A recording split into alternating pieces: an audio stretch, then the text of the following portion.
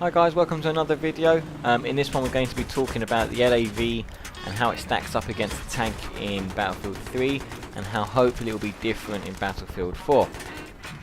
Just before I start, big hello to the BF4 blog guys and a big hello to the Reddit and Battlelog guys, or any other way you've managed to find us. Hope you enjoy the video, hope you enjoy the commentary. Do pay attention to the gameplay you're seeing, because you are watching how an LAV can be used quite effectively, and how, as it stands currently in Battlefield 3, I deem it to be a little bit, I wouldn't say overpowered, but it just seems as though because the main battle tank's so underpowered, the LAV does have free roam. I'll go on to talk about why I think that. So let's begin. Personally, I used to like the main battle tanks before any changes and adjustments and whining got the game altered. The tanks were beasts, and to right, they are a fully armoured, battle-hardened, battle-ready vehicle, and it should be the way it was. Unfortunately, DICE thought it was very clever to soften them up and turn them into wet cardboard boxes, and yet keep everything else to the same standing. And that unfortunately changed things. They did try fixing it, but it was never been the same. For example, an LAV in Battlefield 3 using armor-piercing shells along with its regular explosive rounds will disable a tank in basically one round, burst, full burst of its armor-piercing shells. And I just think that's completely unacceptable.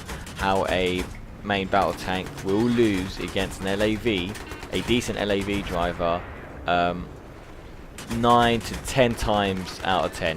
It is that frequent that you will lose against a decent LAV driver. I mean, even a piss poor LAV driver can just sort of bum rush you and use 12 rounds of its, or is it 12 or 6? But use its rounds of armor piercing and then use its high explosive rounds. And the armor piercing rounds will just decimate your reactive and start chipping away at your main body armor. And then the other rounds will just literally just keep chipping away. So by the time you're done with them, the armor piercing ones have obviously reloaded, and you can carry on the onslaught. Constant barrage of rounds which no tank driver can withstand almost.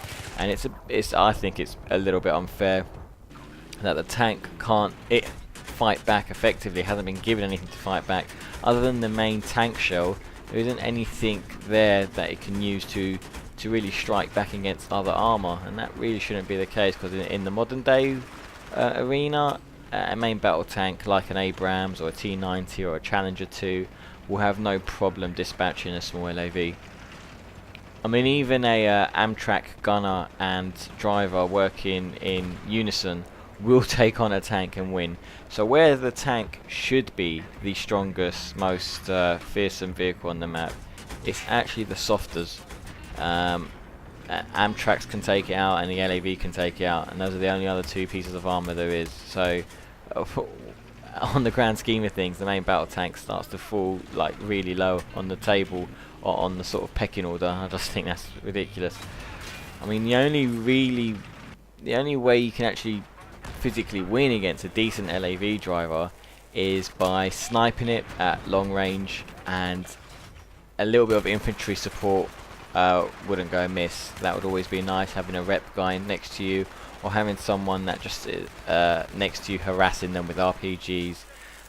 That way I've always find will always allow you to win against an LAV driver, but like I said, I just don't think it should be done that way. You shouldn't need to do that.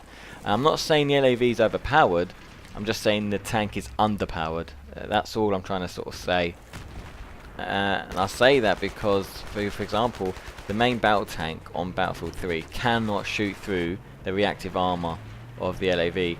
I mean, so you fire one round and that will take off the reactive armor, so you actually haven't affected its overall health.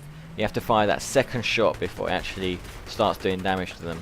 Whereas, like I explained, the LAV can just carry on doing the onslaught, barrage after barrage after barrage, which will chip away at your reactive and chip away at your main health. So I think they could maybe correct things if they gave the tank the option of having a different type of shell, maybe like a shape charge type of shell. Those do exist in the real world, where basically the warhead will land on the tank, deform itself, and then it will basically allow a chunk of metal on the inside to bounce freely around the cabin, basically blending the shit out of any personnel in the tank. The tank afterwards looks completely intact, but inside is basically a fruit smoothie. Just small things like this that I'm hoping they will add in Battlefield 4, which will give the tank a decent chance against LAVs, because the guided shells, it isn't feasible. Everyone is rocking smoke nowadays just because of the javelin spamming, so it's not feasible to go up against an LAV with guided shell. By the time it takes you to load up and fire it, you're probably dead and back onto the spawn screen. And on the flip side, an LAV rocking a tow launcher will also do sort of massive amounts of damage. You might have a chance to fight back with that one, but for example, if that tow launcher goes up your rectum, that's to say that it attacks you from behind, you're done for. There's nothing that can really happen. You will be dead. You might as well just bail or just go down with the ship like the captain of the Titanic.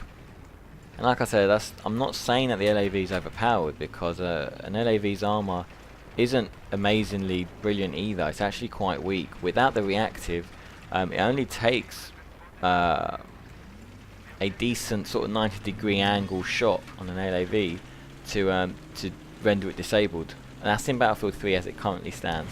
So, but with reactive, the thing is an absolute beast. It kills infantry just as quick as it kills main battle tanks.